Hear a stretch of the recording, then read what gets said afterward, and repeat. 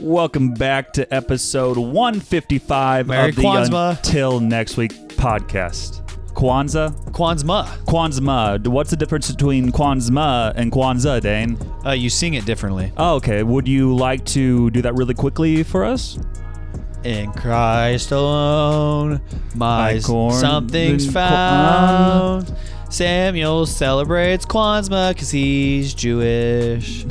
Everything Unless was it's not Jewish. That was all wrong. But what's not wrong is you listening to this episode of the Until Next Week podcast. We got a really festive one for you today, as you can tell from Dane singing.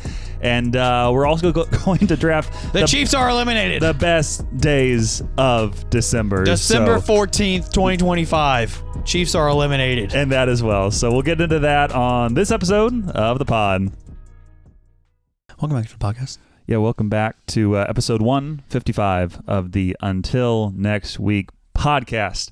And just to kind of get into it right off the bat, yes, we can get into the Chiefs officially being eliminated Wow. from the playoffs. Round of applause. First time in, what is that, 10? Since plus 2014. years? Yeah, it's been a long time coming. Wow. And as See that? That's the nation. they are celebrating. Yeah. And as non-Chiefs fans over here, we are also excited. So shout out to everyone who's waited for this day. People say, Dane, you're just a Chiefs hater. And to that I say, you're darn right. Yeah.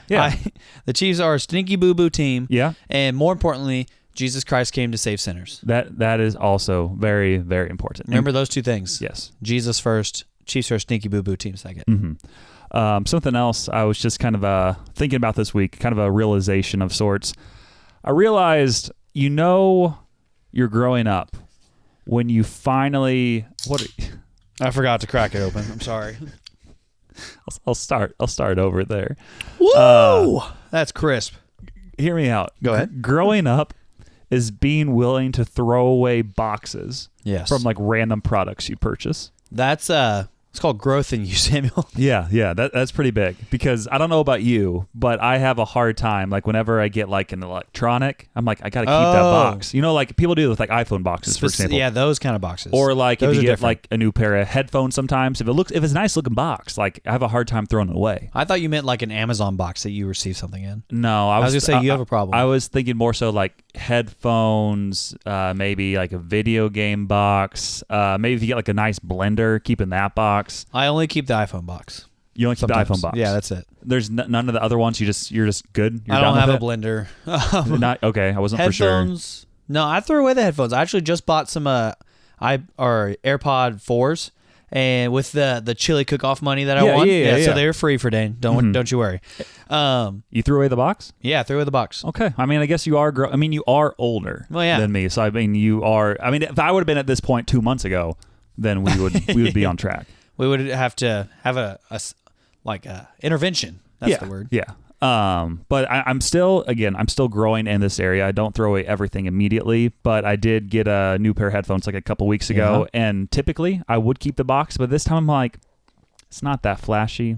I don't really need this. I think I'm going to throw it away. Throw it away. And I haven't done it yet, but I have it in like a separate area to throw away. Throw away your car too. What's wrong with my car? And your Android. What? Okay. This wasn't the growing up part. Growing up is realizing you don't have to get an iPhone just because everyone else has an iPhone. How about that, Dave? Lauren's listening and she's nodding vigorously. I don't know if she is. Like I don't know. I can hear it. Yeah. I can hear it.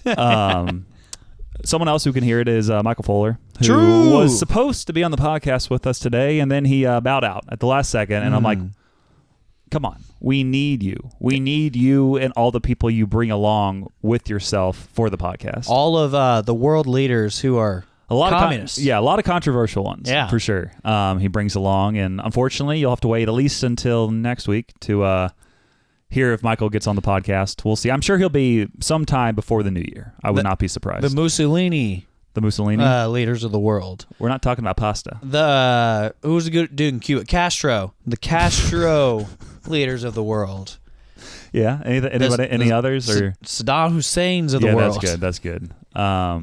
Did you have any? And Michael Fuller. Yeah, him as well. Did you have any realizations that you've had? Things like that? in general, or like growing up, or anything else? Growing up is like doing your laundry consistently, not like waiting to the last moment and being like, I need to keep or like do all of my laundry at one time. Yeah, you're like, I have literally no clothes. Yeah. Yeah. Don't wait until that moment. I think I made okay. I think I made that realization like when early college. Yeah. It was around that time. Are you okay? So you like 23ish, 4. Yeah. Like 2023, 2024? No, 23 or 24 years old. Okay, that makes me... So like 4 to 5 years ago. Okay, I'm happier to hear that at least. I'm like, oh yeah, see, I mean, like last year, that's when I decided to start doing my laundry. No, I mean like doing it more like regularly. Yeah. Not just doing it, period. Yeah. That's crazy. Okay, I wasn't exactly for sure where you're going with that. I used to take my laundry over to people's houses because I lived in places that didn't have a laundry hookup. Yeah. So I would ask people, I'd be like, hey, do you want to hang out every Friday night? Mm-hmm. And then I'd do laundry and hang out with them for, hour and a half or whatever. Well, that's what, do you want to hang out? And can I also do your laundry? I mean, my freshman year when I was in like the dorms at Missouri State, they did have like a laundry room, but I didn't want to stay in there to make sure no one stole my clothing. So on the weekends, I'd always bring the clothes home and then my mom would clean them and then I'd be good to go. Well, your parents live in town. Yeah, I mean, it doesn't work out as well if you are 3 hours away. Yeah. If you were doing that, which I'm sure some people probably still do. I did when I was going home. Pretty sure I plan around it. Pretty sure my little sister, she would do that, and she went to school in Kansas City. That's ridiculous. Like she would wait for the right opportunity and then bring her clothes back and get it washed. No shot. I could be wrong there, but I think that happened. That's way too much. Yeah. And then I did grow up when I moved out of the dorms into like the apartments near Missouri State. Then I had a laundry room in my actual bedroom, so I was like, I don't have to go anywhere. This is nice. I can just get it knocked out. Another thing I'm growing up from is having a specific like outfit for one very, very specific occasion. Yeah. I'm like, ooh, I need to keep this in case I ever do this. And then I won't do it for like half decades at a time. Wait, so you say you're growing up because you have that, or you don't have that anymore? Don't have that. Okay, so are you getting rid of those outfits, or just wearing them for other stuff too? No, getting rid of them. Okay. Which one comes to mind when you think of this? So I've recently gotten rid of some clothes of mine because I used to have like a gray leather jacket that I would wear all the time, like 7 years ago. Was it still fitting you? I mean, it would, but I didn't even try it on. And then I had some very light-colored pants that were popular back in the day. They were like a lightish green-blue color. And I was like, I just don't need this. A plaid shirt that I used to wear. And I was like, I don't need this. So you don't have a hard time getting rid of clothing? Because that is still one of the hardest things for me. I'm like, this one T-shirt that I've never worn, but I have this one associated memory with it. Yeah. I can't get rid of it. Or I'm about to get rid of it. I'm like, nah, I can't do it. I have like championship shirts. Yeah, that's different. I feel like if you have like a championship shirt, you have enough of a memory around it where I can understand not getting rid of it. You gotta keep it. But if it's like I have like a random like Missouri State football T-shirt I think I got my freshman year of college that I've maybe worn one time. Yeah. But because I have this memory of getting it, I'm like, I can't throw it away. Or I can't like sell it. I can't donate it. Throw it away. So burn it. That's probably what I should do. Except now Missouri State has a good football team. Yeah. Well, allegedly. Yeah, I mean they did lose their coach. So we'll see. Burn it like a LeBron jersey. Yeah. Speaking of LeBron, not actually, I don't want to get into anything LeBron related, but I did go to Silver Dollar City. That doesn't make any sense. I know. I thought I was going to go into something about LeBron. The only thing I can think about with him, like at all, is that he lost his streak of like 10-point games like a week or two ago. Yeah. And that was the first time in like 15, 16, I wrote it down, 17, actually. 18 years. Was that one of your notes? Or you just have that from a past episode? No, it was something I thought about bringing up, and then I was like, nah. Yeah, and I wasn't going to bring it up either until you brought up LeBron. And it's nothing I really need to get into, but legitimately, it was like 17, 18 years of him not scoring. 2000. I remember it was like the iPhone hadn't been invented. A lot of stuff. Yeah. LeBron's streak of 10-plus points a game was snapped, and it was his regular season stat specifically because he had single-digit playoff games and NBA Final games, which Michael Jordan was never under 15 points in any of those. Yeah. But that's it. Yeah. That's all I wrote down. But getting back to Silver Dollar City, so again, have season passes. I go multiple times a year, but this is the Christmas season, so, had to hop out there. All the white women love to go there. I mean, I do too. Yeah, that's what I said. Yeah. And this has been episode 155 of the Until Next Week podcast. We'll see you next week. That's great. Yeah, but I had to go and make sure that they still have like their 7 million Christmas lights. So I counted them one by one. Didn't take too long. But I went with Lauren, Emily. Emily, big fan of the pod. True. Michael and Morgan, not fans of the pod. Unreal. And again, we went yesterday, which was Saturday. Good day. Because we're recording on a Sunday. We haven't recorded on a Sunday in ever, maybe. Or it's been a very long time. We recorded, what was that one day? I think we recorded on Monday one time. Well, Monday because we weren't even going to be able to like release an episode. Right. But that was still like 2 years ago. Yeah, that was a while ago. So, somebody asked me that today. How long have you been recording? It was Sarah, which she may come up later. Yeah. But she was like, how long have you been recording? I was like, I don't know, 150-something episodes. Well, I mean, almost 2 years. Yeah, I mean, almost 3 years. Is it? Because we started beginning of 2023. I guess, yeah, 52 January would be 1st, I think, is when we dropped the first episode. So 52 times 2 is 104. We're almost at 3 years because we're in the middle of December. Plus 52. And we started in January. So 156. Dude, next year's 3 years. Or next week year we'll be starting our 4th year. Next week is 3 years of podcastings. I mean, if you go off of 52 times 3. But I mean, that's not 3 years. You still have to make it to January to make it 3 years. Absolutely not. That's okay. Because we started a little early. Well, we released the first episode though in January 2023. Did we? I think it was January 1st, 2023. No, next week is 3 years. Okay. Whatever. Anyways, went to Silverdar City. Very cold. And Yesterday? Yeah. It was windy too. Yeah, very cold. And I don't know if you have a lot of experience with going to like theme parks when it's like really cold out, or maybe just going to like random events, we could even say. Events, yes. Theme parks, no. So we'll say in your perspective, like going to like a random event that would be outdoors, maybe a lot of the day. Hunting. Very cold. Yeah, hunting. Good example. And I think we might be dressed similarly, but how would you dress for a cold day of trip? hunting? Because what? I'll go with mine first. Okay. I want you to guess how many layers I had on the top, like upper body. Upper body? Yes. At least 3. Yeah. I went 4 layers. 4 is pretty good. That long sleeve K-Life like button down we have. Yep. And then I had a hoodie over that. The one with like the wintry fabric. Quarter zip though? No, it's like the few buttons. It says K-Life, just bold letters. Oh, it does? Yeah. I don't know. Yeah. It was more of like a shirt. Anyway, so I had that. Then I had a hoodie. And then I had a jacket. And then I was like, I have a giant winter jacket. And then I put that over everything. And then I was pretty toasty up top. And they wrapped you up. And then bottom layer. You were like a quesadilla. What are you thinking? It can't be 4. It's got to be 3. Not actually 3. Well, I guess it depends what you consider some of the layers. Underwear's a layer. Okay, then we will go 3. Nice. It was that, and then jeans, and then Lauren sweatpants. Lauren sweatpants. I forgot the second layer, so I had to improvise. That's crazy. So luckily they fit well enough. Did they say juicy on the back? They did say like pink. Dang it. I want a pair of sweatpants to say juicy. I was hoping it would say that it's right across like the cheeks, Juicy. Big pink letters. I'm like, pink. Yep, these aren't mine. I'm just wearing them. Yeah. And you're just walking around proud. Yeah. Proud boyfriend alert. So that did help a lot, because just going jeans, I realized that was going to be a mistake. And then I only did 1 pair of socks, shoes, stocking cap, and I had walking and running shoes. I don't have like a good pair of boots to wear, and then had the stocking cap. So and then gloves, winter gloves. So let's hear your hunting attire. How cold is it?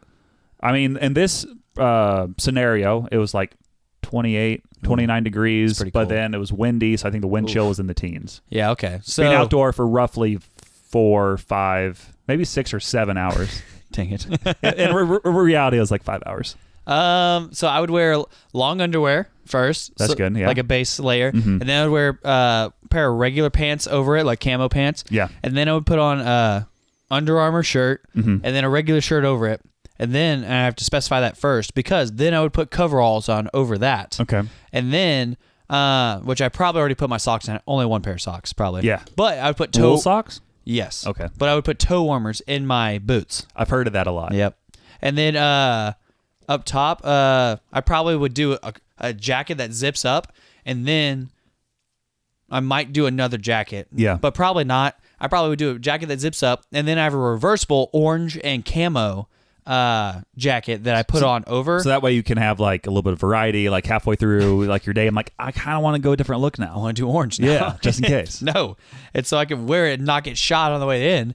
And then I can flip it around and just put it on. You have enough layers. The bullet wouldn't do anything. That would be crazy. And I almost hit another buck. Yeah, you like did. Like last night, going back from Silver Dollar City, I was driving home, and then all of a sudden, this buck with All of them. 47 points on his antlers. That's not real. No, this one was. I think it was 47. He was running quick. I had to stop my car really quick, and then I was hoping he would stop so I could take another picture and be like, "Dane, this is so easy." Well, this rifle. They just show up right ahead of you. It's because the deer have learned the city is safe. I mean, if I would have been going a little bit faster, I would have hit him with the car. Boom! And you would have strapped him to the hood. Yeah. Brought him home. That would have been great. So yeah, a lot of layers for you.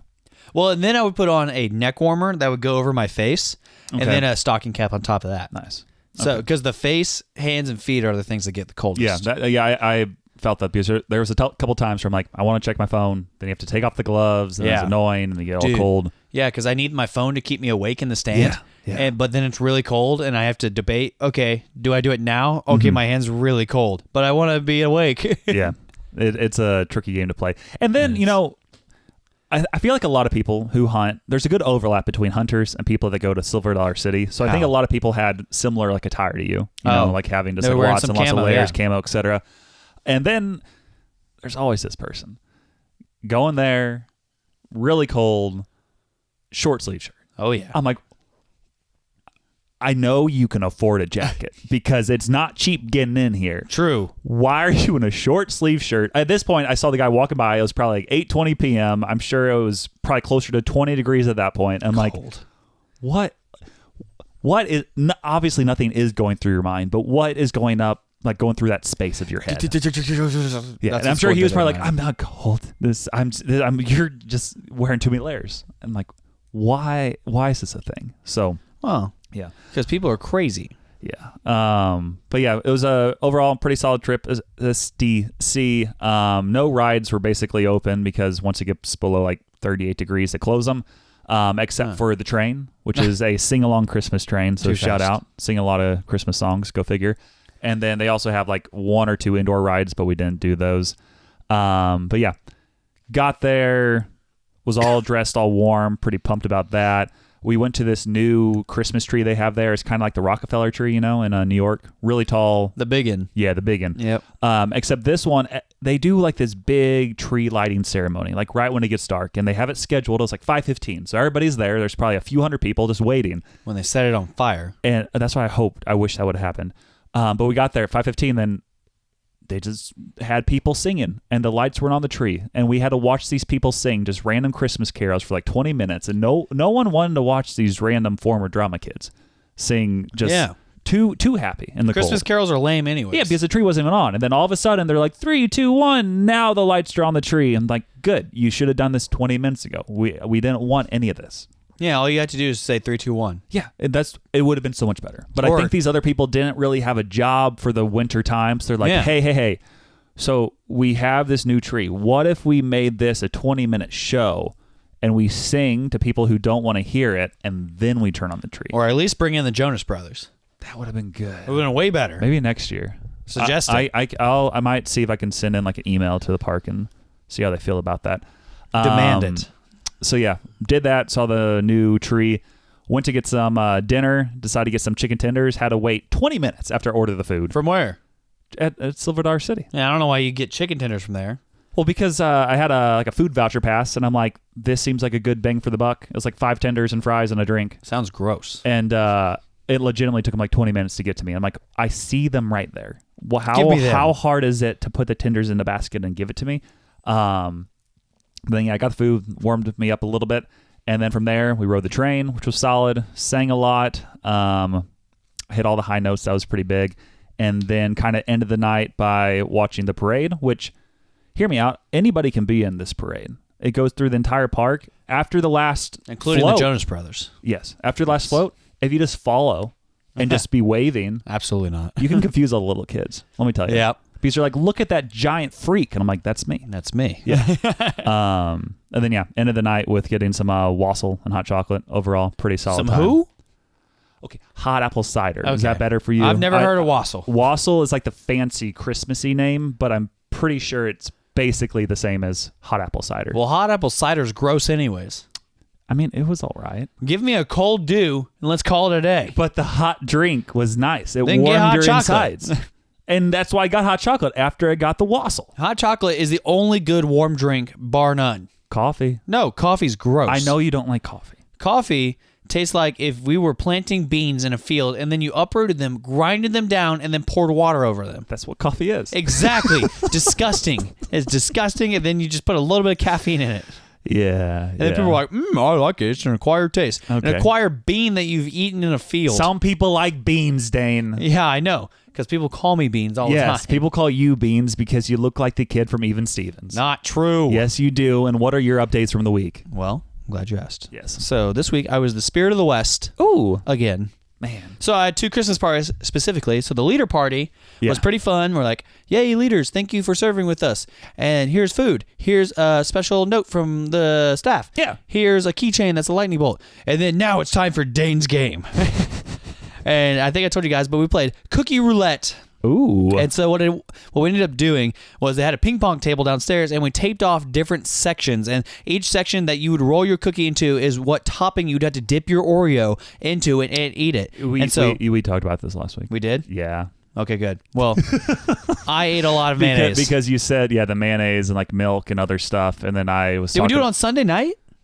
No, this was Saturday when we recorded. Well, I didn't even Friday night? No, I did this Sunday night. I don't think you did. I did. Or were you talking about the anticipation? About it. Yeah. Because you talked about how like you would have like milk and other stuff, and I'm like, milk could be kind of nasty with everybody dunking it in it, and you're like, what are you talking about? And then like whipped cream. Exactly. So you talked about what the party would be, but now it actually happened. Now it has happened. But it happened Saturday night or no Sunday night. Okay, sorry.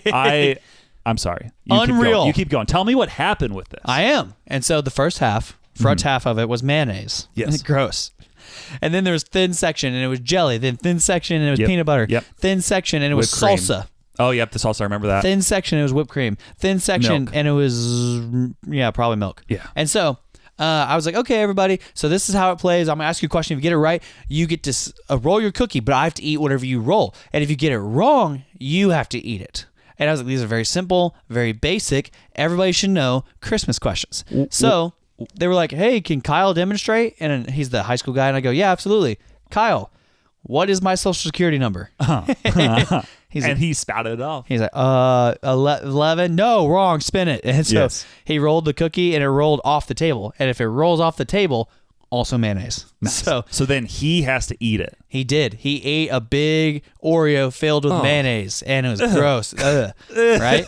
And then so the first person comes up, and I'm drawing names out of a hat. I really didn't rig this one. I usually like to rig games, but I didn't rig this one. Yeah. And so she comes up there as this girl asking a bunch of questions, and I drew her name first. I was like, take that, Alex. And then she comes up there, and I said, what is the average speed in miles per hour that Santa Claus would have to travel in his sleigh in order to visit every family in 24 hours? Yeah. It's 1,800 miles per second. So she got it wrong. And she rolled it, and she had to eat pudding, I think. So it wasn't that bad. Okay. Oh, pudding was there too. Yeah. Yeah. So she got pudding. Another guy, he goes up there, and he goes, I'm allergic to eggs, so I can't eat mayonnaise. And we're like, okay, that's fine. You just have to do salsa then. Yeah. He ate salsa. He goes, ooh, that's gross.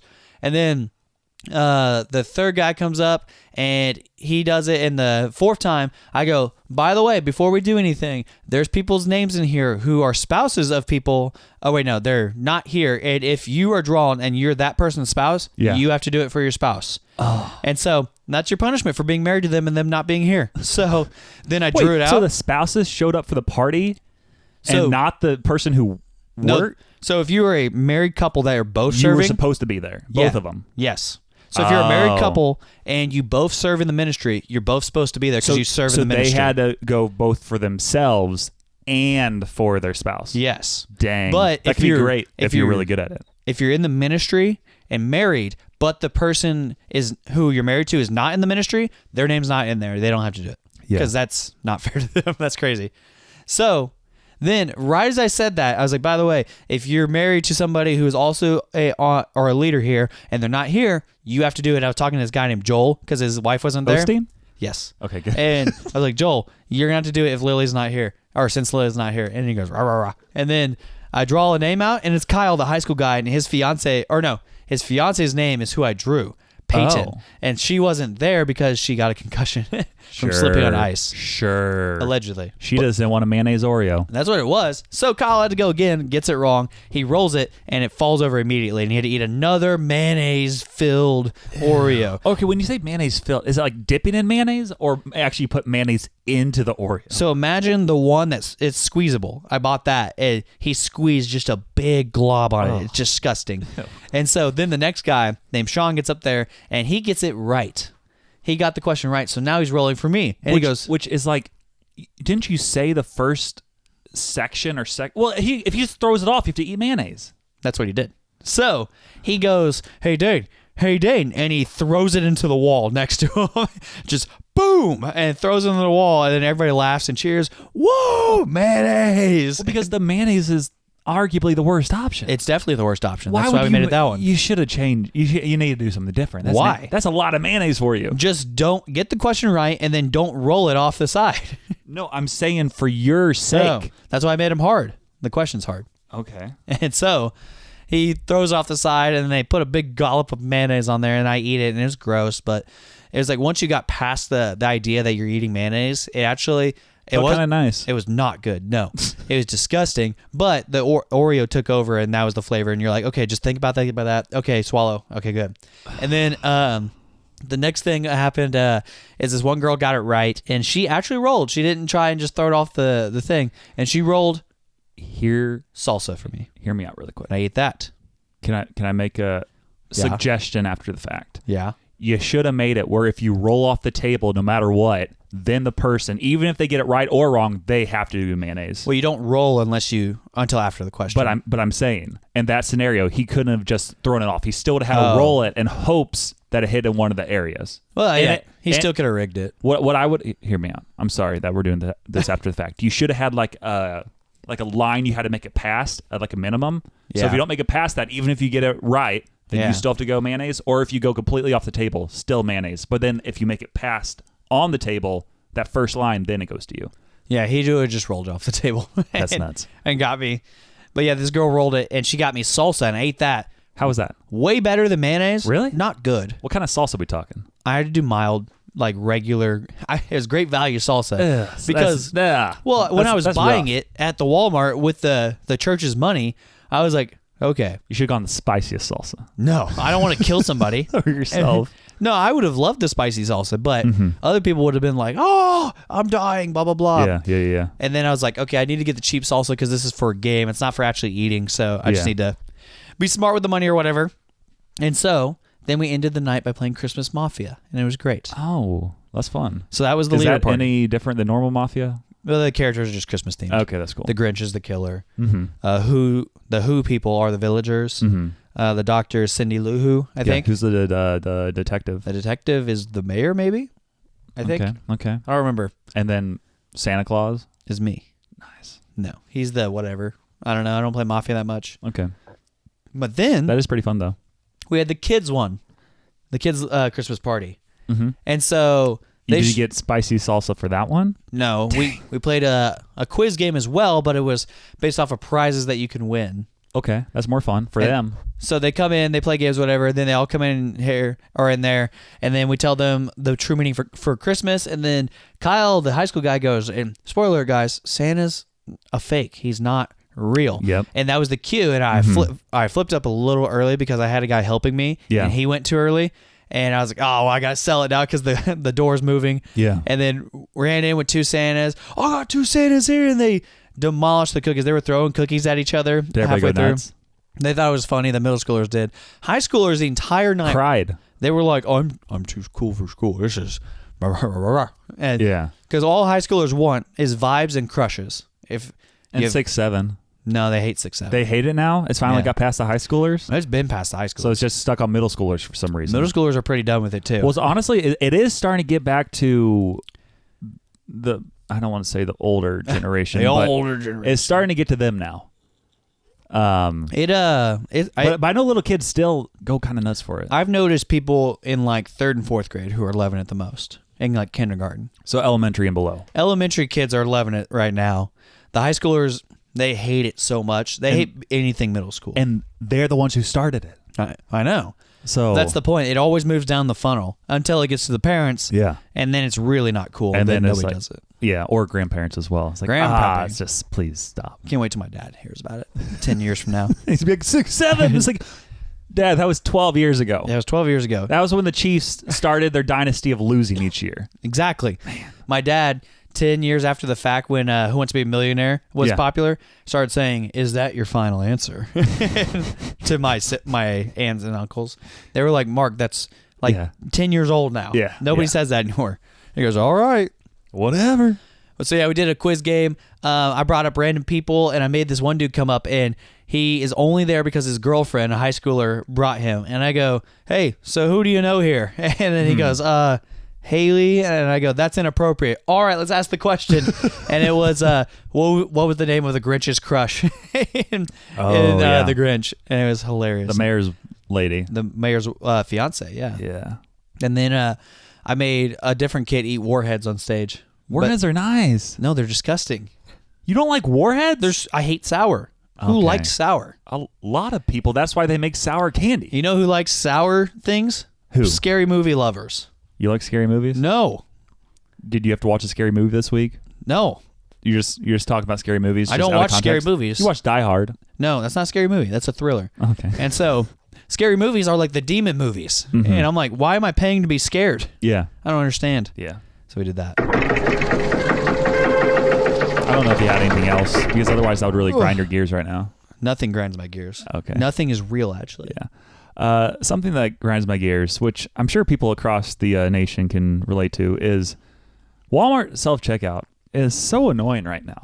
Not only for the fact that you're basically forced to go to Walmart self-checkout no matter the scenario, which I like most of the time, but for some reason, if you just like barely mis-scan your item, it freezes like your whole area, and then it shows like an instant replay of you potentially not scanning it, and someone has to come over and be like, "Did you do this right?" And I'm like, "Yes, please just allow me to scan everything else." It has legitimately happened like 3 times. I've seen it in the past 3 weeks, 2 weeks. And something like that. Yeah. I'm like, just stop. This isn't. I'm not taking anything. I know a lot of people are taking stuff, but I'm not one of them. They just please put your finger over the barcode and then fake swipe it, put it in the bag. Yeah, and it happened again today. And then like the lady who had to come over was like, "Yeah, so here's a lot of people. They're like scanning it, and then they're kind of putting their arms back over the scanner, and then the scanner thinks you didn't scan something, and then it freezes up." And I'm like, it's a lemon. I don't know what the issue is here. Can't scan a lemon. Yeah, I think the total amount spent was probably less than like $40, $30, $25. $25. Yeah, it was kind of grinding my gears, and I'm like, just please stop Walmart. Stealing from Walmart. Just let other people do the stealing, and I'll just keep doing my own thing as well. Criminals. Yeah. The criminals, if you will. Yeah, so that's what grinds my gears. If that's been happening to you out there as well, and it grinds your gears, let us know in the comments, please. The Walmart self-checkout line. Yeah. I hate cleaning up after Christmas parties. Because you've been going to so many. Because the kids always will take stuff and start throwing it and throwing toilet paper around the room and then stepping on all the Christmas bells. And now there's shards of plastic everywhere. Yeah. And there's tinsel everywhere. There's like little strands of tinsel. It's still being found. I found some outside. I don't know where that went from. Yeah. And so that was crazy when we did the Decorators a Christmas Tree game. Mm-hmm. And then they also ripped apart the oven mitt game that we were playing and all the contents on the inside, and they were rioting, and they started stuffing kids in the boxes. That was crazy. Sounds like a good day, honestly. So cleaning that up was crazy. I feel like, was it pretty messy when you had to do all the salsa, mayonnaise, etc. stuff? Not really, because it's adults. Okay, that's true. Yeah. That's true. So it's mainly the kids. The kids who are little terrorists did it. Yeah. And then also I played 99 with some kids yesterday. How did that go? I mean, obviously it's in your grind your gears section, so I'm assuming not great. Yeah, because I didn't cheat, because we only cheat whenever Michael Fuller plays with us. Yeah. or I don't think he was there that time where I lost. And then you cheated. I think people were cheating around me, and I'm like, I'm not doing this. I'm leaving. And I just Samuel straight left. Yeah. He goes, I need to get something for my car, and then left. I was just like, it's late. I don't want to wait around this whole time. Where's Samuel? He left. And then the other 2 girls had to drink it without you. Yeah, I didn't want to stay and they around. were sad. I was annoyed. Then everybody chanted, cancel Samuel. Yeah. It was great. Yeah. So that didn't go well. 99. So the first round, I taught him how to play it. Mm-hmm. I told him all the punishments that we used to do. Yeah. Make Michael do. And then, what was it? Oh yeah. So the first one was you have to go buy your least favorite ice cream. We were at Brahms, and so this kid had to go buy pistachio ice cream. And the second one was wait, he doesn't like pistachio ice cream? That's gross. But no, it's good. See, that stuff's good. No, you like bean water. No. Bean water. Androids. No. Pistachio ice cream is legitimately good. No. Okay. Pistachio is gross. So 99. So we played. We did that one first, and then this other kid came up with a funny one actually. Punishment. He goes, okay, this next one you have to go order a banana split, but ask for it without ice cream. Did they do it? I was like, that's kind of funny. So then I lost, and I went up there and I saw this molten lava cake banana split. Yeah. And I was like, can I have a molten lava cake banana split with no ice cream? And the lady it didn't register at first. She goes, single or double? And I go, no, I don't want any ice cream. And she looks up from the register and goes, and is like smiling at me. And she, what? And I was like, yep. And I'm supposed to do it straight face, but I'm like kind of, hiding the teeth. And I was like, yep, no ice cream, please. And she goes, okay.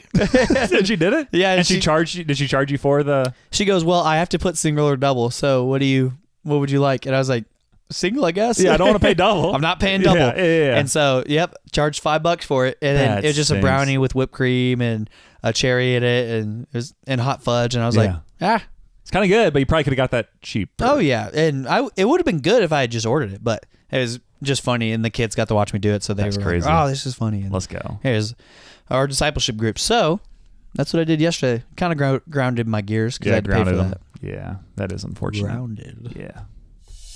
Yo, it's that time of day, so listen up, because it's time for some sports talk, the segment where we boldly analyze things we barely watched. Did we do research? Factually, no. Emotionally, yes. We're talking Big Daddy hacks, devastating sacks, and fourth quarter comebacks. But most importantly, no soccer. Welcome back to Sports Talk. And I'm still Matt. Welcome back. About the trade that run the Until Next Week podcast fantasy football league because, yes. Did it ruin the league? Yes, because Keenan beat me in the first round. Good. He put his belt to my Whoa, tush. Belt BTB. to tush. Belt to tush. Belt to butt. BTT. Belt to tush. And eliminated me in the first round of the playoffs. Good job, Keenan. And I'm still annoyed. And then all of a sudden, Keenan was like, hey, let's talk about something in our fantasy football league that happened at the beginning of the season. Yes. Because I guess he didn't process when all this happened. And it was the trade that started it all. Yes. That was between you and Alvaro, which was honestly, even looking back now, still wasn't a good trade because it was like one side. Again, it was like you get like Devon Achane, one of the top running backs all football. And then you get Lamar Jackson, who at that point was injured. Except for his stinky boo-boo cheeks. You didn't really know what he was going to do. But at the beginning of the year, it's like, okay, it looks good. And then the main guy on the other side was like Baker Mayfield and some other randos. Yeah. And then for some reason, Keenan brought this up in the chat, and then Ryan Rockwell started going kind of back and forth with him. And because Keenan was like, hey. Respectfully. Yeah, because Keenan was like, hey, look, all these other guys, like the 5 or 6 guys or 4 guys, they scored more points than these 2 players. So it's a better deal for them. And then Ryan was like, no. If you add 4 of like any player, most likely it'll beat the other 2. So then, again, Keenan took this, I think, personally. And he decided to take it to some Facebook groups. Uh-oh. And he sent me multiple responses. I've not read these, but I guess he sent this trade to these groups. And I don't know if he gave them the context. This was at the beginning of the year or now, but I'm going to read off some of these responses to see. Oh, did he send a screenshot? Yeah, he sent screenshots. Okay. So what he sent, first note, he's put, I want myself and Ryan to debate taken to the... I want me. Okay, that doesn't make sense. Basically, he wants to debate Ryan, I think, regarding this. I don't know. Nice. And then he said he reached out to a fantasy football group on Facebook to see if the deals were crazy. With no screenshots of that. I don't. Yeah, he probably didn't say the complete context. He probably just said the hypothetical trade. Yeah. And he said, here are the responses. He thinks they're appropriate for podcast airways. Better be. I will read. And here's what it is. And this is, I guess I don't know what he originally sent out, but I'm assuming he's like, hey, should this be vetoed or not? And someone put, nah, no veto, just a bad trade.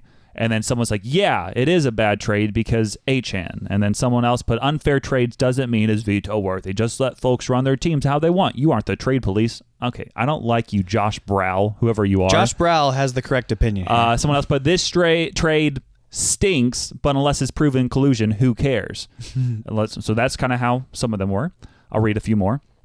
Someone put, I don't know how many times I have to say this on these forums. Just because you don't like a trade doesn't mean it's collusion. Collusion would be Lamar and Achan for McCarthy and Justice Hill. This trade isn't great, but it's fine. They wanted to call their shot. Let them. Lamar was hurt and Baker was playing like the MVP. Achan is clearly the better back, but at the same time, Stevenson was a clear starter. And then there's more. The guy who put that, he has too much time on his hands. That was a very long response. I can't even read all of it because Keenan did not. Actually, Lamar was hurt at the time, and Baker was playing like MVP. Yeah. Which, again, this trade is great. Fine. They wanted to call their let them play. Lamar was hurt and Baker was playing. So yeah, at that time Lamar. So I guess he did give him that context, but people are still kind of going off. Other people saying like I don't like vetoes. It was a very bad trade. But someone did say it probably was grounds to use a veto, and then people keep on saying vetoes for collusion only, and then finally the last one. See if there's anything good. Someone said, this isn't even that bad of a trade. Trades will never be even. The whole point is one person needs something they don't have. Gave up Achan for more running back depth. That's stupid. And Lamar has a quarterback option when he came back. I don't see how this is remotely close to collusion, especially if it was only week 5. Okay. A lot of people had bad takes. Just the rest of the world. It's just like back and forth. I mean, it went back and forth. Like some people are like, yes, it's a horrible trade. And then there's all the people who always want to die on the hills like, it should only be for collusion. I'm like, I think there's a point for vetoes if it's just an incredibly lopsided trade. Yeah, that's fine for you guys. Yeah. And I'll never be in a league like that. You're the worst. Because I 100% agree with everything the people said there. Yeah, but unless it's 2 kickers for those same players. Yeah, which did happen later in the year when you did do multiple collusion trades. Yeah, I did it then. Yeah. Because I was like, it's time to ruin this league and teach everybody a lesson. Well, I guess on a specific day that I knew we wouldn't have enough votes. I guess, yeah. Well, at that point, I was like, I'm just not even going to say anything because I was like, hey, maybe you'll play. Or maybe next year we'll just change it and change completely how the veto works so that way you will play. I want 100% unanimous votes. I think it just needs to be a higher votes, like more than 50%. Unanimous, and I have to veto it as well. This is wild. It has to be 14 for 14. Yeah. But yeah, that was basically what was happening sports related. Also, Josh Jacobs got hurt. He's back now. He got hurt in the game. Oh, he did? Yeah, I don't know what it was, but somebody texted me. Yeah. Again, because we're recording on Sunday, the Packers are playing currently. But besides that, I'm still thriving in the Guillotine League. It looks like I should make it past this week and should be in the final 3. But again, anything can happen. We'll see. And then, that's about it. That's all my sports stuff. And then we already mentioned, like what you said, the end of the Chiefs era. We need a dance party drop. Let's see. That way we can dance on the grave of the haters. I want to beat other people. That's true. That's good. By other people, I mean Chiefs fans. Yes, and this is the Chiefs fans right now. No, absolutely not. The slowest. No, not that one. I just wanted to let the podcast people know. Dane pushed that button. I thought that one was the shepherd crying one. No. It was the pink, and you clicked the white, so it was pretty great. But again, just so you know, this is how the fans feel about the Chiefs right now. Oh, brother, this guy stinks! Yeah, the whole team. This team stinks. Yeah. However, if Mahomes, we don't know yet, towards ACL, that's not what we're rooting for. No, we're not rooting for injuries. Yeah. Don't root for injuries. I want them to lose on their own merit. Yeah, which they were likely going to lose that game either way. It wasn't looking good. Yeah. But, yep, and then Mahomes hyperextends his knee, holds it, was helped to the locker room. We don't know yet, but it didn't look good. And I think either way, like even if it's just a hyperextension or if it's a ACL tear, I think their backup Gardner Minshew's going to play the rest of the season. Yeah. But once again, everybody wear all black on Monday to your work to celebrate the Chiefs' funeral. Which hopefully you're listening to this before you went to work. Yes. That way you can dress properly. Yes, dress warm, and then wear all black for the Chiefs' funeral. Yes. I did that last week. Don't forget. Don't forget. Also, Kyle Pitts. Yeah. He's not Pitts. He's not Pitts. He's not Stinky Boo Boo Pitts. He's pretty nice. He was a tight end picked number 5 overall by the Falcons 4 years ago, 2021, I believe. And he was supposed to be this next generational talent tight end and has really, for the most part, been meh or blah. Yeah. So has not been good at all. He's been on bad teams, though. Bad teams. He's been on bad teams. And then something happened. Something of gargantuan proportions. He had the 5th most fantasy points by a tight end of all time on Thursday. Really? I have it right here. That's crazy. So, and he's 20. I thought he's been around the league for a long time. Right. 25 years old. Yeah. He's still like entering his prime. Yeah. And for tight ends, it does take a little bit to get into it because you have to be athletic, you have to be a good blocker, you have to also be dynamic and pass catching and have a good quarterback and a good system and a system that targets tight ends and a quarterback that loves tight ends. So he had 11 receptions for 166 yards and 3 touchdowns on last Thursday. That's nice. So he's 5th behind number 4, Mike Ditka. We all know him. Hey, no cussing on the pod. Sorry. He had 9 receptions for 190 yards and 3 touchdowns in 1961. Yep. Quite a time ago. Yep. Shannon Sharp had 13 receptions for 153 yards and 3 touchdowns. Somehow that's less than Mike Ditka's scoring. Hey, no cussing. Sorry again. Yep. And then the number 2 and 1 spot are by the same guy, Kellen Winslow. So number 2 against the Chiefs. Nice. He was playing for the Chargers. Kellen Winslow, he was a Mizzou guy. Was he? Think so. Nice. He had 14 for 162 and 3 in 1983, and his best game ever and the best tight end game ever. This one's wild. He had 13 receptions for 144 yards and 5 touchdowns. Winslow? Yeah. That's insane. In 1981 against the Raiders. That is wild, and that was 57.4 points. Kyle Pitts had 45.6 points, and it's like there's a guy in one of my leagues, his entire name, the whole year was Kyle Pitts Revenge Tour. And he drafted Kyle Pitts in like the 9th round. Yeah. And has played him all year, hasn't been great. And first round of the playoffs, he's playing against his biggest rival. Yeah. 45 points right away, and he still might lose. I was checking it just a minute ago. Yeah. But Kyle Pitts, amazing. Also, now that the Chiefs are done, I think I know what you're about to say. it's finally Josh Allen's year. No, it's not. It's Jordan Love. Well, if he's ever going to get it done, this has to be the year. Josh does. And Jordan Love too. But maybe not Jordan Love because he just has to get to the championship game. Yeah. But like Josh Allen would have to beat Mahomes and beat Lamar. Well, also Burrow's already out. Like a lot of these teams are out. That's what I was listening to the other day is like, Josh, if it's not this year, when is it going to be? Because like you have to beat Bo Nix, CJ Stroud maybe. Which currently Bo Nix and the Broncos are losing to the Packers 6-0. Yeah. Who else is going to be winning? The AFC West. Also, Colts lost their quarterback. Yeah, Justin Herbert. Yeah, the Colts lost their quarterback. Yeah. The Jaguars. This has to be the year. The Bills have to be. Yep. This has got to be their Drake time. May. Yeah, they beat him today. They beat Drake May today. Yeah. If it's not now, I don't know that Josh Allen's ever going to get it done. It's crazy. So, except next year he will have dad power. He will have dad power because they're pregnant. Yes. So shout out to them. Shout out to be pregnant. Yes. And that's our sports talk. Yeah. Shout out. Also, just one more quick thing with the sports talk. I did see a rumor that if Travis Kelce does retire or if he stays on the team, either way, the Chiefs should try to trade or sign Kyle Pitts, and he should be their number 1 guy. And potentially, this one person threw out that he should be the number 1. If Travis Kelce is there, it'd be number 2.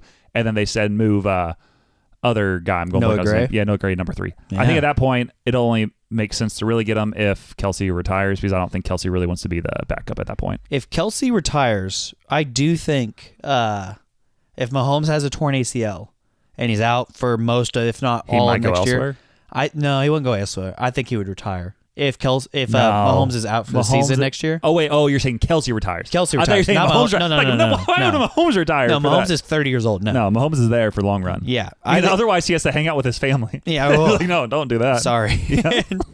No, I do think Kelce retires if Mahomes is out for the year. Because he's going to be like, do I really want to do this to not win anything? Mm-hmm. No. Retire. That'll be rough. Also, sure. Brendan Donovan. There's 2 teams that are heating up in trades for him. For Brendan Donovan. Mariners and Giants, I think. Mm-hmm. Yeah. Yeah. My computer froze up. Nice. And I don't remember what's next. It's the main segment. It is? Yeah. Awesome. I guess I'll just hit the main segment and hope for the best. Go off the dome. Okay, we've officially thrown the script out the window. It's time for the main segment. And honestly, Who knows where this is going? We don't. You don't. God does. But he's not telling. Yeah, welcome back to the main segment. I really don't know what's going on now because all my notes went down. I had main segment notes ready to go, and I'm kind of stalling as I reset my computer. Yeah. But the main segment, we're going to do a draft, and this is a very important draft. Honestly, one of the biggest drafts we've ever done in our life. You want me to do my manifesto first? No, we can make it here. We can do this, okay? We are going to go back and forth and get 4 apiece of drafting what are the best individual days in the month of December. Yes. And I don't know about you, but I feel like having the first pick here is very important because like some of those other drafts, you're like, the number 1 is just so far ahead of everybody else, and then it drops off significantly for number 2, 3, etc. Should. So I think you got to ask Siri. Yeah. Be like, hey, before you even ask, and just so you know, when you ask, you got like, hey Siri, please pick a number between 1 and 2. I always forget this. Yeah, you always forget that part, so we'll get that. Would you like to be 1 or 2? 2. So you'll be 2, I'll be 1. All right. When you're ready, ask Siri. Siri, who's better, Dane or Samuel? That wasn't it. You'll need to unlock your iPhone first. Unreal. Siri, pick a number between 1 and 2. Come on. That would be 2. No! Let's go. Wait. Do you choose to receive the ball or defer? Oh, I'm receiving the ball, of course. You're receiving the ball. Me? Okay. That's crazy. And my computer is almost completely updated, but I think I think you can go into it and just maybe on yours if you want to make a list, or just keep a note of yours. So that way I know. Oh yeah, I have mine right here. We can go from there. So number 1, obviously, for unto us a child is born. His name shall be called Wonderful Counselor, Emmanuel, God with us. Prince of Peace. Prince of Peace, that's it. Yeah. Frankincense and myrrh. Mm-hmm. Murder. And so, Christmas Day shall be number 1. Which is which day? December 25th. Okay. Yes. Okay, just had to clarify there. That was important. December 25th. And so it's awesome because Jesus was born to us. He is sent to us. And Jesus Christ of Nazareth, obviously. And he's our number 1 sponsor every week. That's also why I picked that day.